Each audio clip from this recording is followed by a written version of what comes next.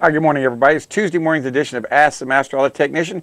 Today's cars are different than they ever have been before. And when I say that, we're talking about the safety improvements on them as far as crash avoidance, lane departure, cruise control, this radar, laser controlled. I mean, these things have been around for years now, and people are just now, they're seeing they're experiencing these safety conditions in plain sight that they don't even know they have until they have a problem or have a wreck, and then they realize, well, the airbag's deployed. Well, how about those side airbags? Or, those are something a lot of people don't realize they even have. Or something about the laser control, the one that I think is most impressive is the lane. Make sure you stay in your own lane. If you start to go outside your lane and start getting too close to the line over there, your seat will vibrate and your steering wheel will vibrate. These are things that are becoming common safety features on the 2018s and newer cars. Just about every car made, I want to say since 2017, car, not truck, car is coming with a lot of these advances of safety. Now, that might be one of the reasons that they're getting away from making cars and going to making trucks, because maybe they don't. Well, there's a lot of reasons. One of it is more profitable. People want to buy trucks rather than do cars. But those people that buy cars like to have the safety improvements of being able to make sure for five-star safety reviews, such as airbags for rollover, side impact airbags. You've even got things for when you get hit in the rear end, making sure that it keeps you from going so far forward or so far backwards. It's just amazing how they've come along. I remember back in the 60s, we had problems with, in 70s, we had problems with Volkswagens getting hit in the rear end. If you just got a slight tap, you would come back and actually could break the mounting on the seats and actually cause brain damage by your head coming back and hitting the back of the car. So, I mean, we've come a long way as far as safety conditions on cars. Seats aren't loose where when you get wrecked, they rip out of the floor where it used to be. Of course, we have seat belts. We have shoulder straps. We have, those are something. Shoulder straps wasn't an automatic feature. When you put your seat belt on, your shoulder strap didn't come on until, I want to say, in the 90s. What were you going to say? Yeah, I was going to talk about seat belts and airbags. Yes. If you have a SRS light, which is something that says you might have a problem with the seat belt, right?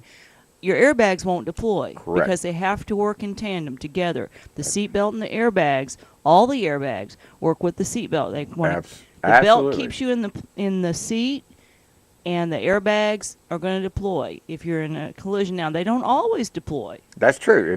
There are sensors on the front of the vehicle for if you're in a front collision. If you get hit below that, they won't deploy. I've seen that happen before. They get hit below the top radiator support where the sensors are, the impact sensors are.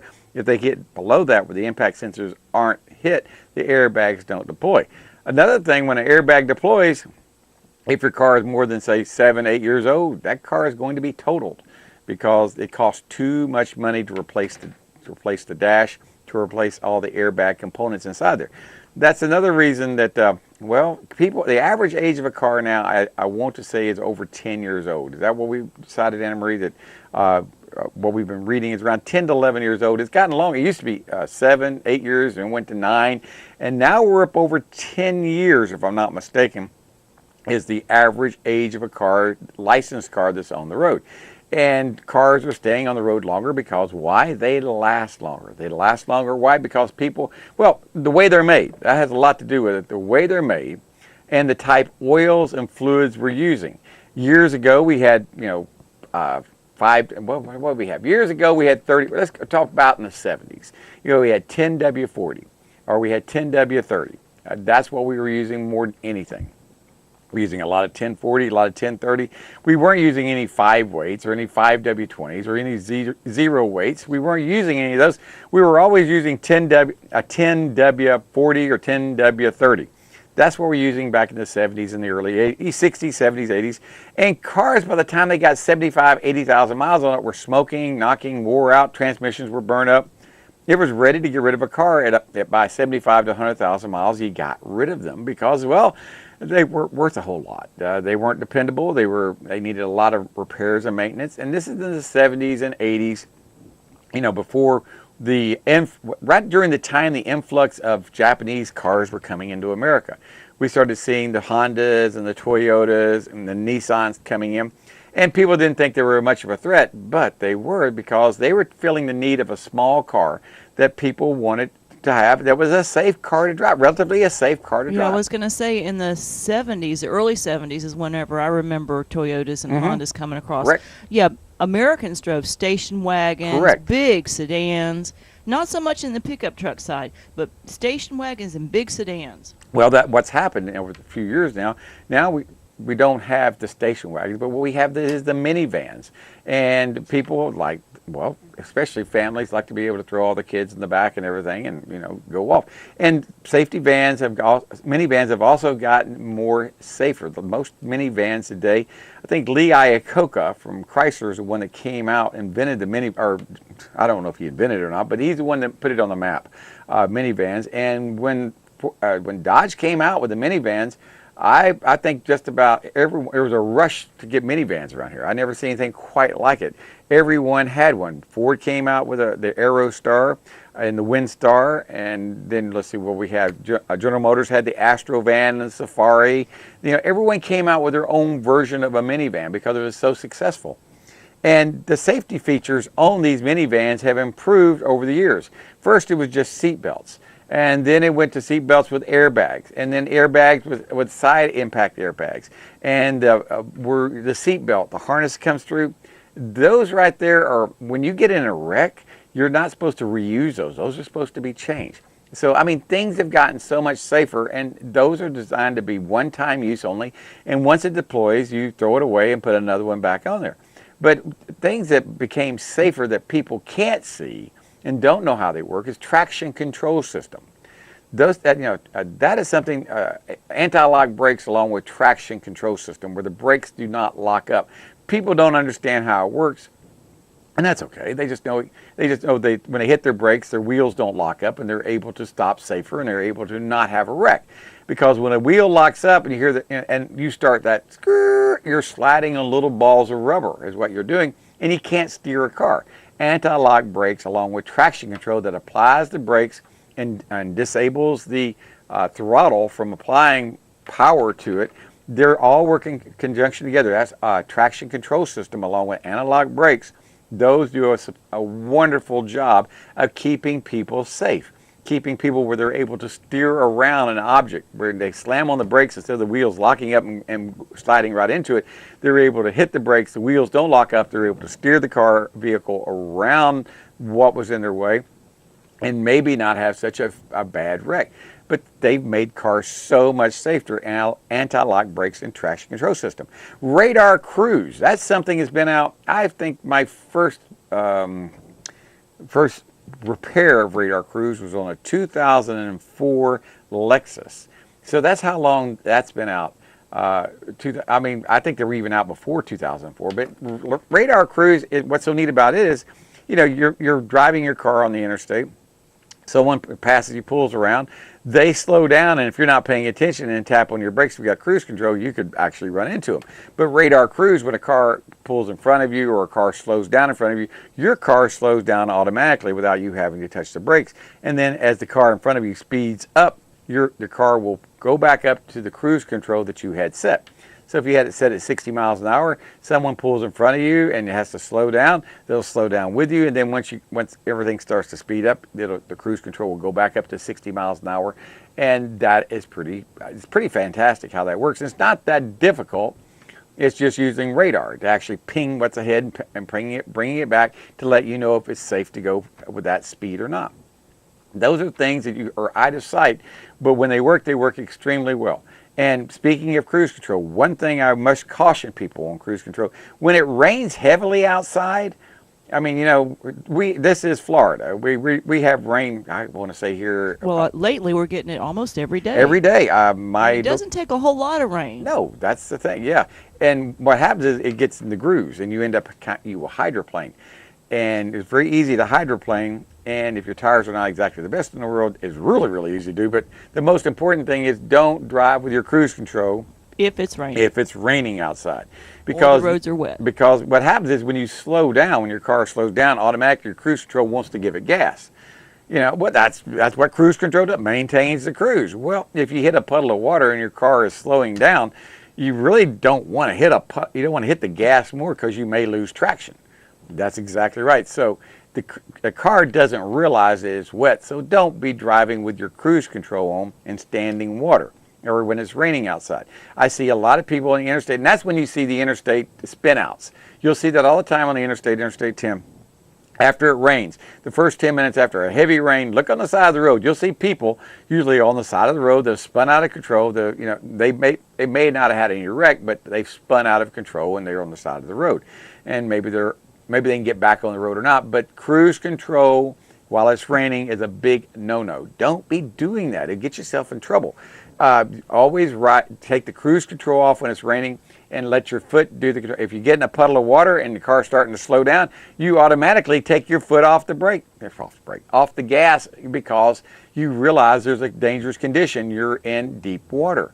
You're in water that's making the car lose control. Well, your car on cruise control doesn't know that. It just gives it more gas and you could lose traction and spin out. So that's one of the little hints that I found out over the years on safety equipment that, well, cars have safety equipment on it. That's right. They come with 5-star crash ratings. That's wonderful. But the biggest safety improvement in the car is the driver. If you're not paying attention to what's behind the wheel, you're going to be in a world of hurt, literally and figuratively. But it's just the fact of life. You've got to pay attention. You've got to be aware of your surroundings. If it's raining outside, you really shouldn't have cruise control on. If it's snowing outside, of course you don't have cruise control on either. But we don't have snow down here, but we have Florida ice. Florida ice is wet roads. Wet roads can get you in trouble very, very easy. That's the other reason not to be driving with your cruise control, because the Florida ice, which is nothing more than that oil layer that comes to the top of the surface after it rains a little bit, where now it's very slippery on the roads. Those are just some of the things out there, a little bit hints to keep you safe on the road and let you be aware of your car. Don't ignore those yellow lights that say traction control or ABS or supplemental restraint system. Don't ignore them. Those are safeties. And I have a lot of people say, well, I don't need my airbags. Well, okay, you don't need your airbags right now. But what if you get in a collision? You're going to need them then. So think about it. What's a $500 or $1,000 repair is your life worth? So it costs you $500, $1,000 repair and replace an airbag or whatever. I'm just throwing a number out there. Maybe. What's your life worth? Think about that. You got a lot riding on your tires. We've heard the commercial. Well, you got a lot riding in the car. If you're driving the car, is your life worth, this repair? Think about that. Think about what it's going to cost to keep you safe on the road. And that means doing the maintenance, making sure you do not ignore those red and yellow lights on your dash. I have people come in every day with tire pressure monitoring lights with tape over them, or check engine lights with tape over them, or supplemental restraint lights with tape over them. I say, why do you do that? I don't want to see the light. Well, maybe because you're in denial, because that's a safety concern. Denial is not only a river in Egypt. It really isn't. You need to keep that car safe. You're only as safe as the equipment in your vehicle and you paying attention to your surroundings. If you don't have all these things working together, you can get yourself hurt badly. Hey, this is James Morris. Got a car question? Give us a call, 850-763-0555. We'll be back in just a minute. Summer is here and the days are getting longer and hotter. Call James Auto Center for a free cooling system evaluation and consultation. Give us a call, 850-763-0555 today. Beep, beep, beep, beep, yeah! If you want the best deal in town for tires, you need to call Baytown Tires at 873-8900. Hanson and the guys at Baytown Tires take pride in serving Panama City for over 20 years. Baytown Tires on Highway 98 in St. Andrews. All service work backed by a nationwide warranty. Water is too powerful to fight alone.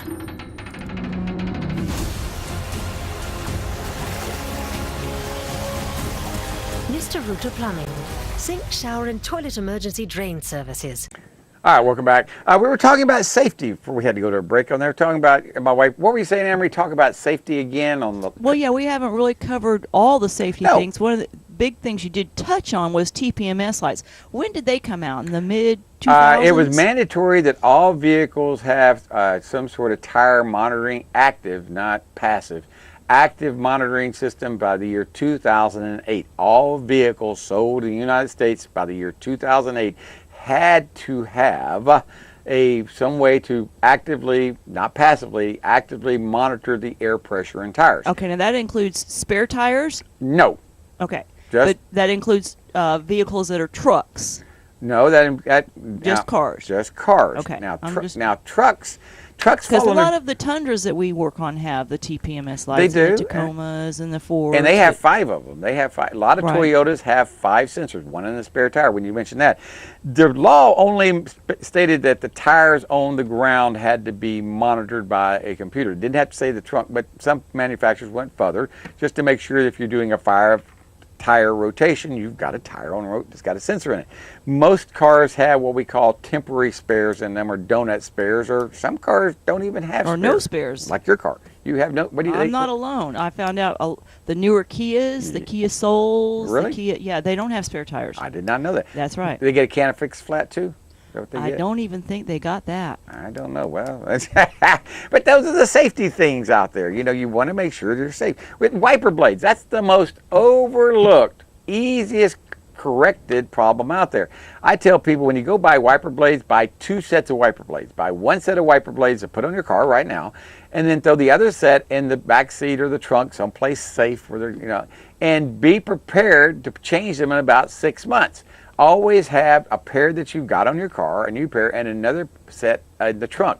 And I've had people say, well, I don't believe I need to do that. My wiper, I said, no, here's what's going to happen. You're going to go on a trip. You're going to be halfway there, and all of a sudden you get in a thunderstorm, and your wipers don't clear, or they come apart because they're old, or they're skipping, or whatever, and you could be in trouble. So go to that trunk and get that spare wiper blade out. Now, I and change it. had that happen to me. Yes. And it was real scary. Very when scary. that wiper blade comes apart, if you continue to use your wipers, you will scratch your windshield big time. That's right. So that's why I'm saying a set of extra wiper blades in the trunk won't hurt anything. They don't take up much room. They really don't. But don't buy the cheapest wiper blades you can get. That's where a lot of people mess up.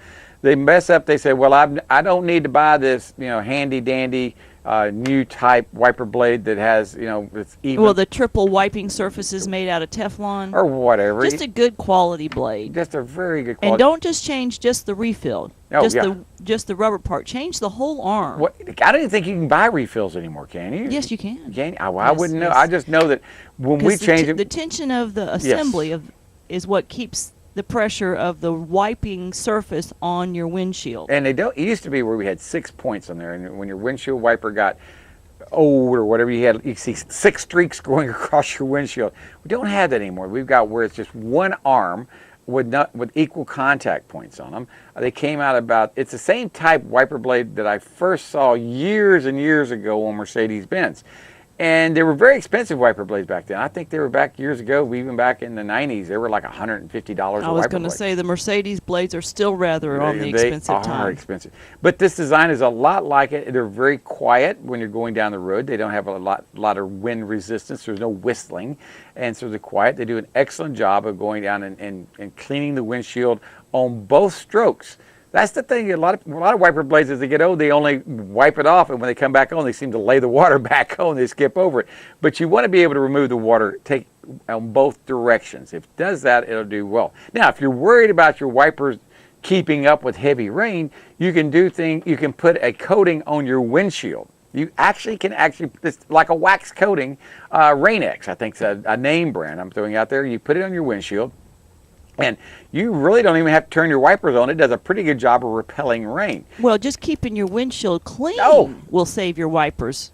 Well, also, a lot of people don't realize they can actually clean their wiper blades and make them last longer. Yeah. If you would here's a little trick no one's going to talk about it. I tell people they last 6 months, wiper blades. The reason they last 6 months is because during that time you're using it, you've picked up 6 months worth of road grime and sand and grit on there, and it's embedded into the wiper blade rubber. So it skips, it gets hard, it doesn't do its thing. So here's what you need to do. If you can remember to take your wiper blade, once a month and take some mild dishwashing detergent and a washcloth, just a cloth washcloth, and just get on the wiper blade and make one direction only. Do about three sweeps on it, one direction only, and look at that. It'll be black and nasty. That wiper blade will. But when you try your wiper blades the next time it rains, or that day when you wash it, comes, I mean, they're just like brand new wiper blades again. You can get easily almost, I know I can get almost a year if I do my wiper blades on a regular basis. If I don't, I get 6 months. Now, we're only talking a minute of maintenance. That's all we're talking about. Yeah, when you get gas. Yeah. That's a good time to do it. Put the nozzle in, click it on, and wipe them down. When you get gas, you're supposed to check your oil. Say but what? I don't know anyone that checks their oil. I don't know. Yeah, when the light comes on, I check it. I know you do. Well, what we try to do is make sure you don't have a leak or have a light come on. But that's what most people should do when you're getting gas. You're really supposed to check your oil. That's another safety thing out there, because I see cars. I had a car pulled in here the other day. Can't do anything with it. They changed the oil on it.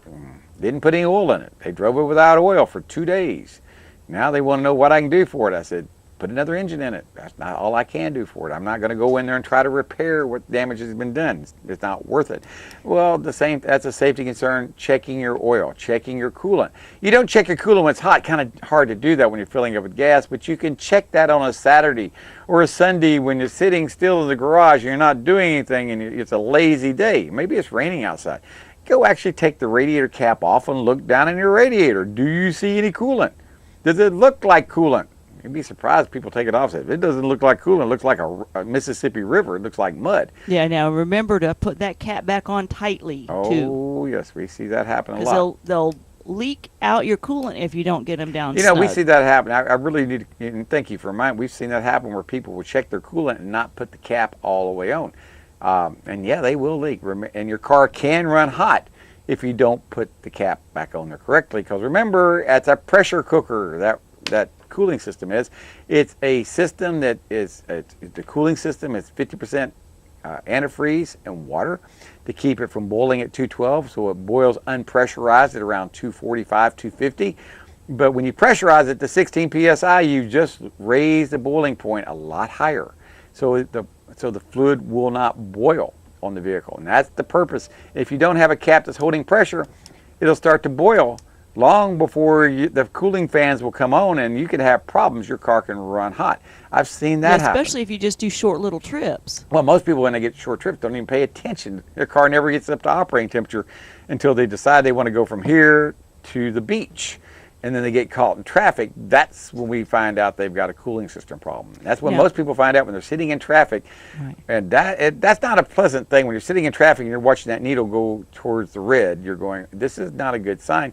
Next thing you know, you pull over the side of the road, you scratch, before it gets to the red zone, you turn the car off, you open the hood, you look, hopefully you'll let the car cool down and traffic, and you can get where you're going. But what my advice is, when that happens and you're not sure what's going on, don't take a chance of trying to drive it hot. Call AAA or call your shop. Have someone look at the car. I'd rather you pay a $100 tow charge to have the car taken to a shop and for them to fix a leak than for you to have a $3,000 head job. Yeah, yeah. Now, another thing about cooling systems, we talk about antifreeze, but this is also a safety thing, your belt. Yeah. The serpentine belt drives your water pump. Drives everything. Drives everything. That means it drives your power steering. Mm-hmm. So if that belt breaks, not only will your water pump quit turning, but your power steering will quit working. Well, that's true. One of the things about safety and newness, a lot of cars are now coming with electric power steering. There's no belt on them. Isn't that fun? My Prius, it's electric power steering. A lot of small little Nissan cars, electric power steering. The Ford 3.5 EcoBoost system has electric power steering. Boy, I know how heavy that sucker is. I've had to change one before he got struck by lightning. That's a big system underneath there, and it's not lightweight. It takes 2 people to pick that unit up and stick it underneath the car. Boy, but that's electric power steering. That's where people are going. Electric power steering's been around for a long time. Why do they get with electric power steering? Because it takes less energy from the engine to move the car. It doesn't take any horsepower. You got electric power to do it. Remember when you have that power steering pump, that takes horsepower and energy to turn that pump, which means fuel mileage. And that's what they're trying to do, is get better fuel mileage. That's one of the many things that's helped get better fuel mileage. I had my guys ask me yesterday, said, how does an electric AC compressor work? And I said, excuse me? He said, like on your Prius. I went, oh, it's an electric motor inside the compressor. They go, that's how it works? I said, yeah. I said, well, what makes that so special? I said, well, you remember it's an electric motor. It's running off electricity. You don't have a belt to drive it. When you have that belt on there, it takes more horsepower. It takes away your miles per gallon.